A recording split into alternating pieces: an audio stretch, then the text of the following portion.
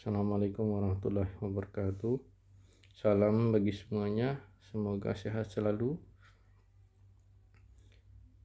Pada kesempatan ini kita akan melanjutkan materi kuliah kita, mata kuliah mekanika fluida yang sudah memasuki pembahasan tekanan dan fluida statis. Tekanan adalah gaya normal yang diberikan oleh fluida per satuan luas. Sudah kita bahas di materi sebelumnya bahwa ada gaya normal dan ada gaya geser. Yang gaya normal adalah tekanan. Satuan tekanan adalah Newton per meter kuadrat atau kita kenal dengan Pascal. Nilai tekanan bisa sangat besar dalam aplikasi sehari-hari. Pengukuran nilai tekanan bisa sangat besar, lebih dari satuan Pascal, sehingga biasanya digunakan satuan kilopascal ataupun megapascal. Satuan lain dari tekanan adalah bar, kemudian ada ATM, kemudian yang dalam British ini pound force lbf per inch kuadrat atau PSI. Tekanan dibagi menjadi tiga ya, ada tekanan absolut, ada tekanan relatif atau J, kemudian ada tekanan vakum. Tekanan sebenarnya pada suatu titik tertentu yang diukur disebut dengan tekanan absolut.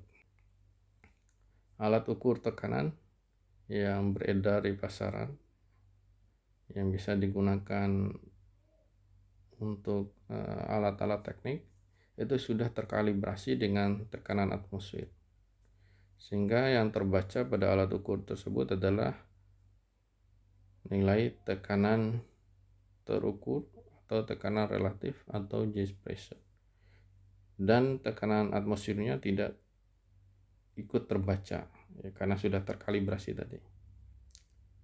Tekanan terbaca disebut tekanan relatif atau gauge pressure, di mana nilainya itu merupakan tekanan absolut atau tekanan sebenarnya dikurangi dengan tekanan atmosfer. Tekanan yang nilainya lebih rendah dari tekanan atmosfer disebut tekanan vakum. Jadi misalnya ada suatu ruangan ya, vakum room ya, seperti yang digunakan saat ini untuk mengisolasi pasien-pasien dengan penyakit menular, misalnya saat ini sedang terjadi ya, itu tekanannya dibuat vakum sehingga tidak ada udara yang keluar karena tekanannya lebih kecil daripada tekanan atmosfer. Atau vacuum chamber ya, biasanya digunakan untuk kegiatan atau aktivitas praktikum dan sebagainya. Nilai tekanan vakum ini lebih kecil daripada tekanan ATM, di mana nilai tekanan vakum sama dengan tekanan ATM dikurangi tekanan absolut.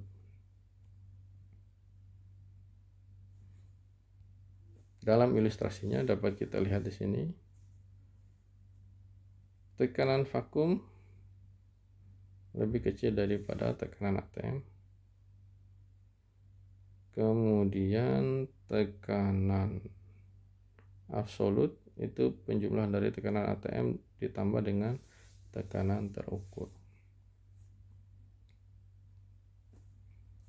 Tekanan pada suatu titik, tekanan pada titik dimanapun ya, titik-titik itu dari suatu fluida nilainya sama pada arah apa saja dan pada posisi yang sama pada garis horizontal. Jadi semua titik yang posisinya sejajar horizontal nilai tekanannya sama besar dan nilainya sama besar pada segala arah. Nah, tekanan merupakan besaran skalar, jadi bukan vektor ya, sehingga tidak dipengaruhi oleh arah, berbeda dengan kecepatan ataupun gaya. Jadi selain memiliki nilai ya, juga dipengaruhi oleh arah. Misalnya gaya ada yang negatif dan positif, sedangkan tekanan sendiri tidak dipengaruhi oleh arah. Variasi tekanan terhadap kedalaman. Karena adanya pengaruh gravitasi ya pada gambar di samping yang atas, maka tekanan bertambah seiring bertambahnya kedalaman ya. Karena adanya berat dari fluida makin ke bawah, maka beratnya makin banyak, maka tekanannya makin besar. Hubungan antara perubahan tekanan terhadap kedalaman dapat diperoleh dengan mengambil permisalan elemen fluida berbentuk segi empat, gambar di samping yang bawah. Ukuran dari elemen fluida adalah delta X kali delta Z. Kemudian karena elemen ini memiliki berat, maka terjadi gaya berat di titik pusatnya sebesar W. Kemudian pada sisi-sisi fluida ini mendapatkan tekanan ya, di mana tekanan dari atas P1 dan tekanan dari bawah P2, sedangkan kiri dan kanannya ya, karena pada kedalamannya sama, nilainya sama besar, sehingga kiri dan kanan tidak kita analisis. Kita langsung analisis pada sumbu Z, di mana kesetimbangan gaya pada arah Z, sigma Fz sama dengan M kali A Z sama dengan 0, di mana sigma F nya ya, itu sama dengan P2 dikali delta X jika kita asumsikan bahwa sumbu positifnya ke atas, maka P2 kali delta X, di mana P kali delta X ini merupakan gaya ya. Kenapa bukan dikali luasan? Kenapa hanya dikali lebar delta X? Karena di sini bidang yang kita amati berupa dua dimensi, sehingga kita ambil panjangnya saja P2 kali delta X. Kita asumsikan tebal dari elemen ini sama ya, sehingga tidak kita gunakan tebalnya, dikurangi P1 kali delta X dikurangi dari gaya beratnya sendiri, di mana gaya berat adalah Rho kali G kali V, volume sebenarnya, tapi karena di sini kita tidak mengamati tiga dimensi, maka berupa luas saja. Luasnya adalah delta X kali delta Z. Nah, persamaan ini kita bagi dengan delta X semua, sehingga kita peroleh persamaan akhirnya, dan kita ubah posisinya, dapat diperoleh persamaan yang bawah dalam kotak kuning. Tekanan fluida yang diam atau fluida pada kondisi rest tidak tergantung dari bentuk wadahnya. Jadi mau kita masukkan air, misalnya kita masukkan dalam botol, dalam ember, tidak berpengaruh. Tekanan hanya dipengaruhi oleh kedalaman dari posisi fluida. Makin dalam kita mengukur tekanan dari suatu fluida, maka tekanannya makin besar. Tekanan pada berbagai titik pada posisi sejajar ya, ini sudah saya jelaskan tadi, titik-titik yang posisi sejajar pada arah horizontal nilainya sama besar dan arahnya selalu tegak lurus dari permukaan ya. Jadi nilainya tetap sama meskipun di titik A ini tegak lurus sumbu ya, sedangkan titik B ini miring, titik C miring, D, E, bahkan titik G ini posisi horizontal, ini nilainya sama besar selama berada pada satu garis lurus horizontal.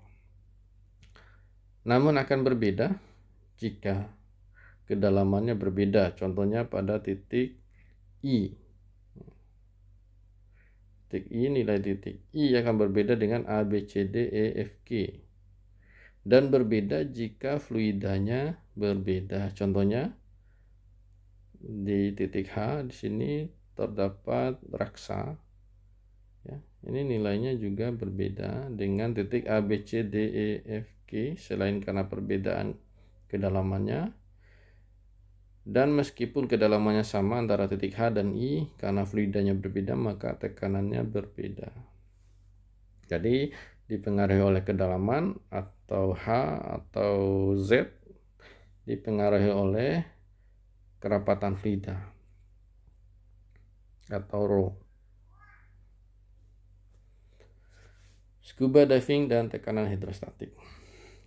Nah, ini mungkin Anda pernah melakukan kegiatan ini, scuba diving, menyelam dengan alat bantu selam, atau minimal Anda menyelam free diving misalnya tanpa alat bantu.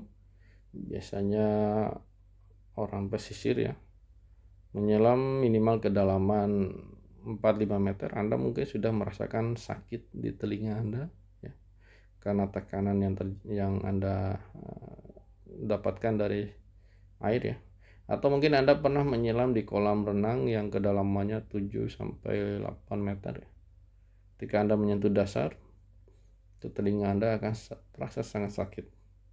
Terlebih lagi jika Anda secara tiba-tiba turun ke dasar, atau sebaliknya secara tiba-tiba naik ke dasar, itu mendapatkan fenomena yang membuat tubuh Anda tidak nyaman, bahkan membahayakan Anda. Nah, kita akan analisis kenapa, apa hubungannya antara scuba diving dengan tekanan. Contohnya, seorang penyelam menyelam di kedalaman 100 kaki ya, dari permukaan. Tekanan penyelam di kedalaman 100 kaki dapat kita hitung. Kenapa kita harus hitung? Ini kita bisa menentukan apa kemungkinan atau bahaya yang akan terjadi jika kita menyelam di kedalaman sekian. Kita akan mengukur tekanannya. Tekanan relatif dapat kita hitung, di mana nilai tekanan relatifnya adalah rho kali G kali kedalaman, di mana rho dari air ya, sini adalah 998 kg per meter kubik, percepatan gravitasinya adalah 9,81.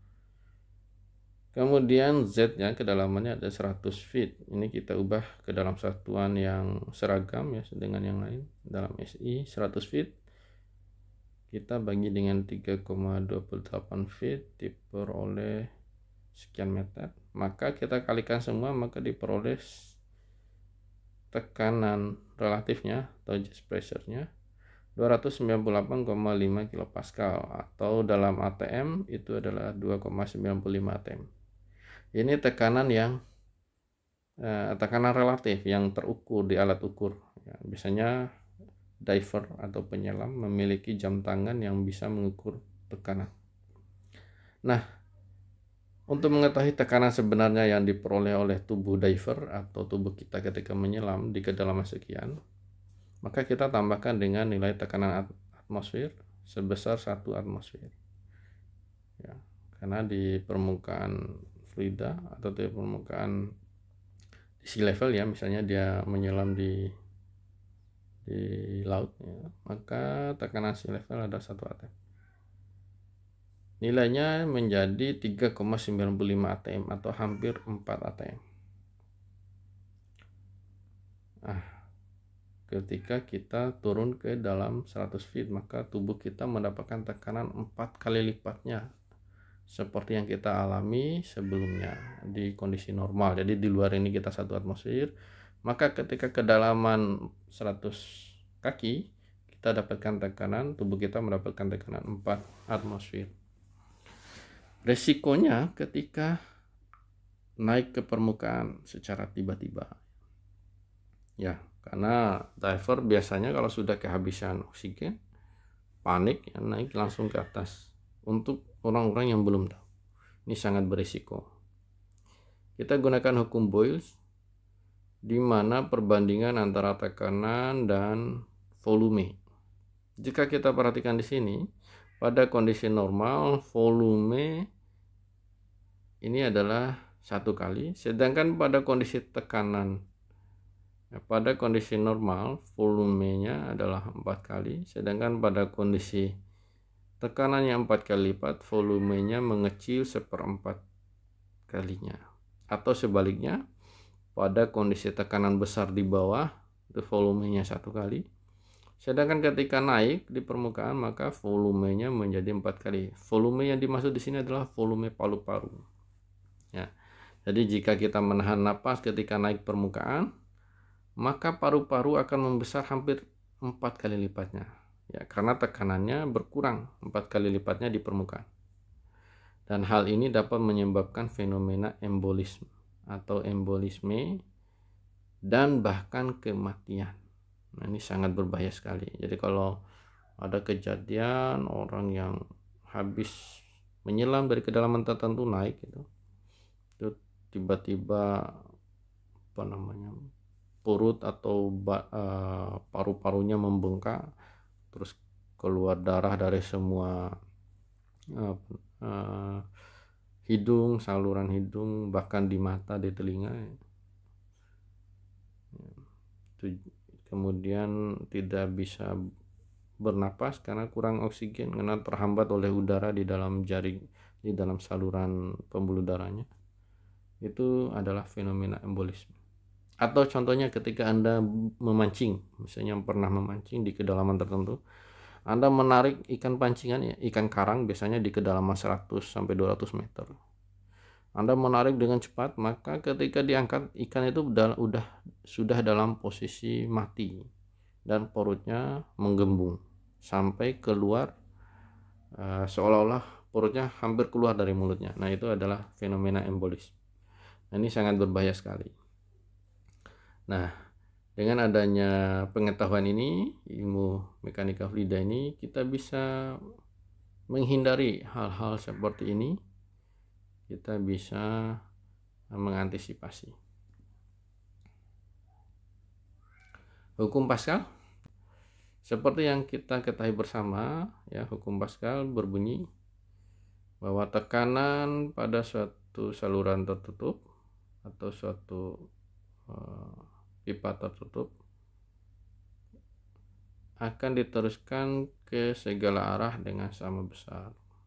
Jadi dapat kita buat hubungannya, ya, contohnya pada ilustrasi di samping, di mana tekanan P1 sama dengan P2 sama besar tadi, namun yang membedakannya adalah gaya yang dihasilkan.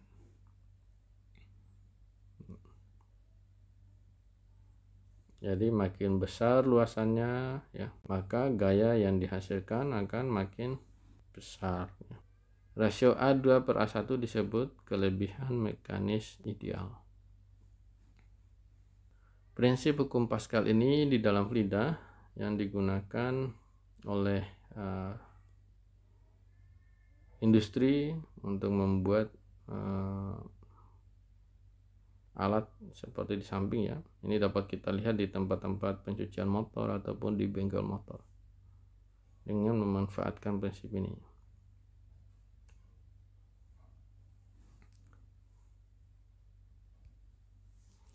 Manometer.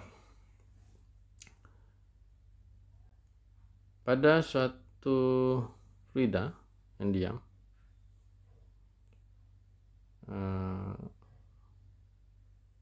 seperti pada gambar ini, perubahan ketinggian atau delta Z dari fluida diam itu nilainya sama dengan perubahan tekanan per rho kali gravitasi.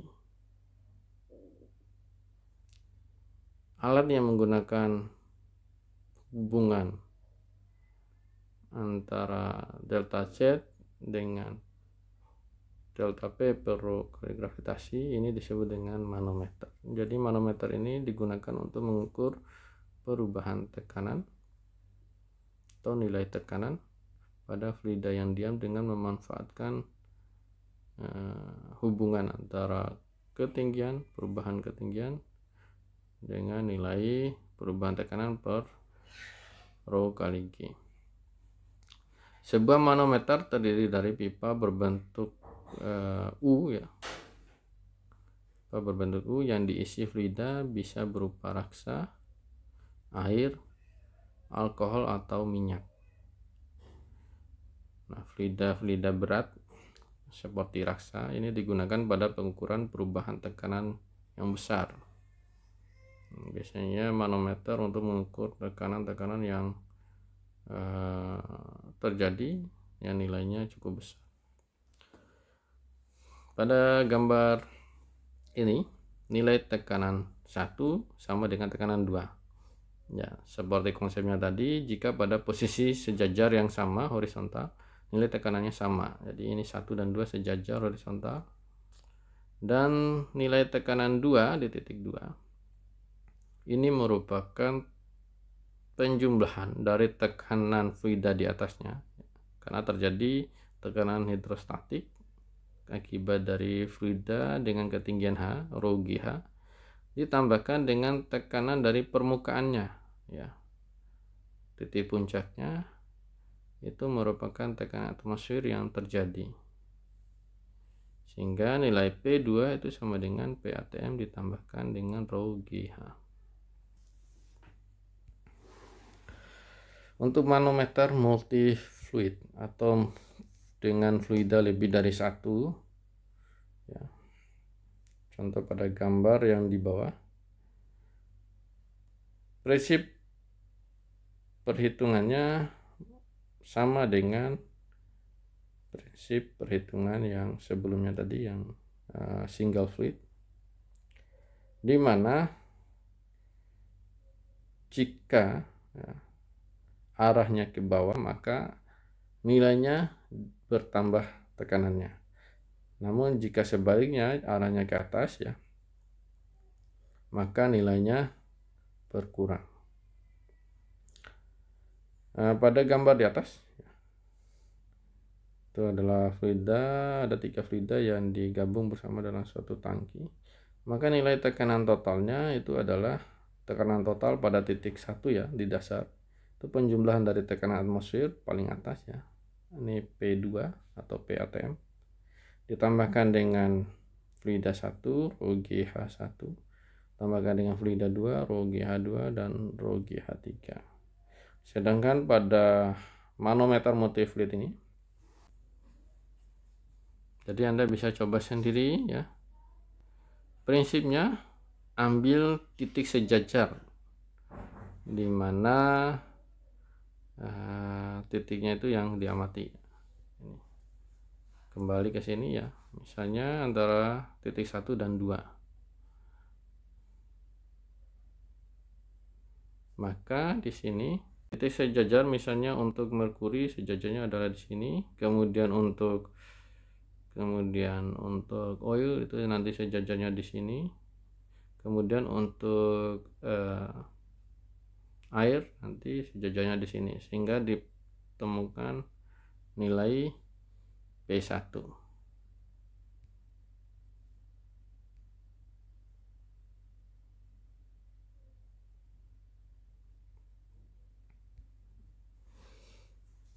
Manometer biasa digunakan untuk mengukur penurunan tekanan pada katup atau pipa atau penukar panas.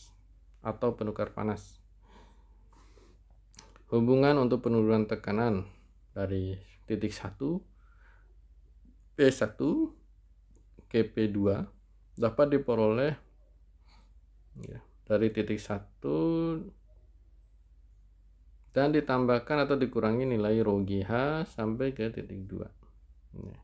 Persamaan yang kita peroleh dari konfigurasi manometer ini,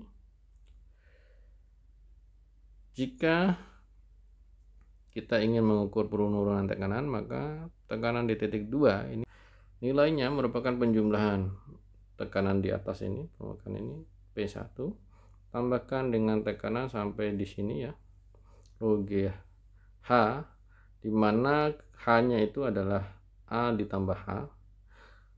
Kemudian kita kurangi, karena di sini setimbangnya di sini naik, ya, karena naik itu adalah berkurang, maka dikurangi dengan rho 2 GH.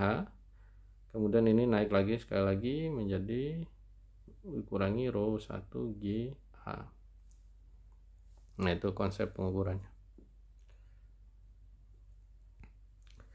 Barometer adalah alat yang digunakan untuk mengukur nilai tekanan atmosfer. Jadi kalau Anda pernah melihat dalam ruangan-ruangan tertentu terdapat barometer, itu bisa berbentuk bundar ya, barometer. Ada yang berbentuk kotak. Itu digunakan untuk mengukur tekanan atmosfer atau udara bebas. Tekanan atmosfer diukur dengan alat barometer atau sering disebut dengan tekanan barometer. Pada barometer ini barometer sederhana. Nilai tekanan di titik C ini dapat dianggap 0 ya. Dikarenakan hanya ada uap dari merkuri, dari raksa ya, di atas titik C ini. Dan nilai tekanan uapnya atau tekanannya di situ itu sangat kecil dibandingkan dengan tekanan atmosfer di luar, sehingga nilai PC kita bisa abaikan, sehingga nilai tekanan atmosfer langsung dapat kita hitung dengan rho GH dari merkuri. Rho merkuri dikalikan H, kenaikan dari raksa pada barometer. Perubahan tekanan atmosfer akibat perubahan ketinggian ini mempengaruhi beberapa hal dalam kehidupan kita sehari-hari. Contohnya proses memasak ya. Ketika kita memasak di pegunungan dibandingkan dengan memasak di pinggir pantai, waktu memasak di pegunungan lebih cepat dibandingkan di pinggir pantai. Hal ini dikarenakan nilai tekanan atmosfernya lebih rendah dibandingkan di pinggir pantai. Kemudian terjadinya pendarahan hidung. Ini contohnya ketika Anda naik ke atas gunung dengan ketinggian tertentu, nilai tekanan atmosfernya berkurang. Sedangkan tubuh kita sudah terbiasa dengan tekanan atmosfer 1 atm ya. Atau nilai tekanan dalam tubuh kita malah lebih besar. Sehingga ketika kita naik ke atas pegunungan yang tekanannya berkurang, nilai tekanan atmosfernya, maka yang terjadi itu bisa menyebabkan pembuluh darah kita pecah karena tekanan dari pembuluh darah kita lebih besar. Dan pembuluh darah yang paling mudah pecah itu adalah di bagian hidung, sehingga bisa terjadi pendarahan hidung atau mimisan. Kemudian mempengaruhi performa mesin atau bahkan performa pesawat. Jadi engine pesawat ini ketika didesain harus mempertimbangkan perubahan tekanan yang terjadi ketika pesawat ini terbang. Nah, dulu di awal-awal ketika orang belum menyadari ini, ya banyak kejadian yang bisa menyebabkan celaka ya. Bahkan sampai terjadi kecelakaan. Pesawat pada zaman dulu terbang tinggi ya. Sampai di ketinggian tertentu ternyata dia tidak mampu beroperasi seperti biasa sehingga menyebabkan mesinnya mati. Itu hal ini dikarenakan turunnya tekanan sehingga mesin tidak beroperasi dengan sempurna. Misalnya ketika sistem pelumasnya tidak berjalan karena tekanannya berkurang, ataupun karena tekanannya berkurang, kerapatannya berkurang, sehingga pembakaran tidak sempurna dan seterusnya. Namun sekarang sudah bukan menjadi masalah lagi hal seperti ini untuk performa mesinnya, meskipun tetap mempengaruhi namun bisa diantisipasi. Oke, ini materi terakhir sebelum UTS yang akan Anda hadapi pada hari Jumat ya.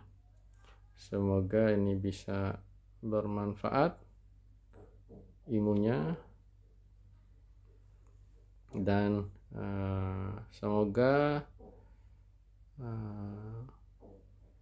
Anda bisa mengikuti UTS dan mengerjakan soal UTS nanti dengan sebaik-baiknya. Tetap semangat belajar, jaga kesehatan. Assalamualaikum warahmatullahi wabarakatuh.